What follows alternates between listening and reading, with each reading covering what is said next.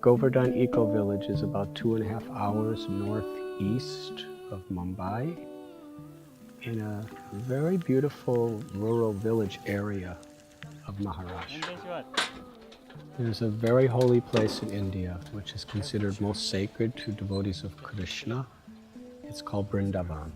And in that Vrindavan is a mountain named Govardhan, which represents environmental, ecological harmony with spiritual principles. This place is very special. Certainly it's unique in India and perhaps unique in the whole world. It's like a retreat center. It's like a spa. It's like an ashram. It's a place that's designed as an experiment to merge environmentalism, animal rights, and bhakti, spirituality, together, and it's working. Come dance with me. The amenities here are of a whole nother caliber. People, when they think of the words India and ashram, they think of harsh and rough living. From the Ayurvedic clinic, which not only gives treatments, but also has an Ayurvedic doctor who helps prescribe something that is specific for your dosha. The atmosphere that is created by the founder, Radhanath Swami Maharaj, and the atmosphere that is created by the devotees who work here is palpable. You can feel it in the air. Originally, I was from Chicago. When I was 19 years old in 1970, I wanted to try to broaden my outlook of life. So I went on a journey. Ultimately, I hitchhiked from London to the Himalayas in India. And as I was traveling, I came to realize that the real social and environmental problems of the world are due to a spiritual crisis. A crisis in what we consider is actually meaningful and fulfilling in our life. Radhanath Swami is a passionate person. The best passion is compassion, and he has an ample amount of that. And that type of passion is contagious. Coming here and helping to doing the seva, the service, helping with the cows, helping with to weave mats, helping with make pottery. It's actually fun. It's very simple lifestyle, and I think a lot of us crave that on different levels. And it's sort of programmed into our culture that you look for recognition. You need it. For me, being here, I see it's far more powerful to be humble.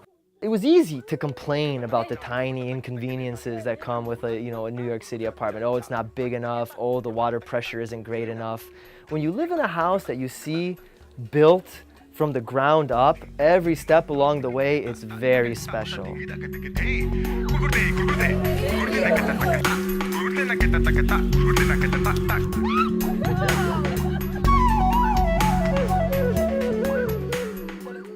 When people come here, we're trying to inspire an educational, experiential alternative of a fulfilling, meaningful, sustainable, healthy life. Apart from these jasmine flowers which you're seeing, he grows a lot of these ladyfingers, okra.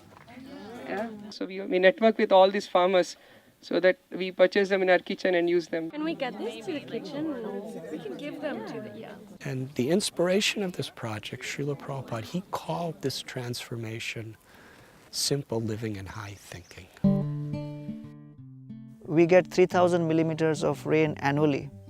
So the rainwater hits against those mountains, the Sahyadri mountain ranges, and flows down and collects here. And it is sufficient water for us to irrigate our fields for up to 6 to 7 months every year. The majority of India's population, which is 1.2 billion, lives in the villages. So one of the very important requirements to develop a village is how can water be conserved. The process begins here. As you can see, the raw sewage is falling and there are some screens. The first chamber is called screen chamber, where we are trying to separate floating solids. This is the raw water where we began, and this is the treated water.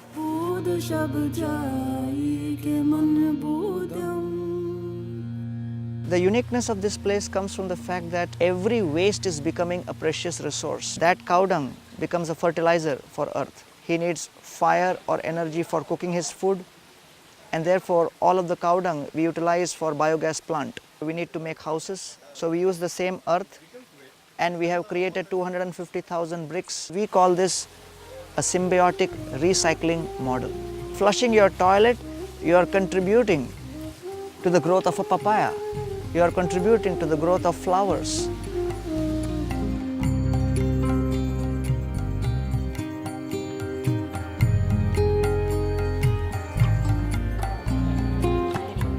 One of the greatest management gurus says that the greatest management challenge of the 21st century is managing oneself.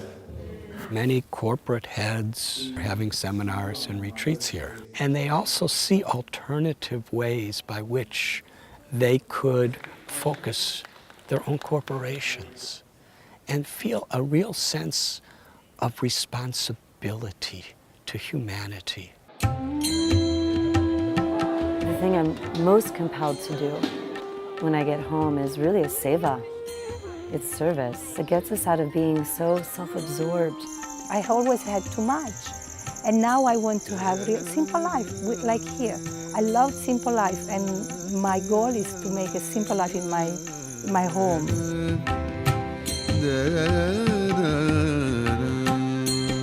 And if we just refocus our energies with these values, we could transform the world. Every step that I take, a dance for you, a dance for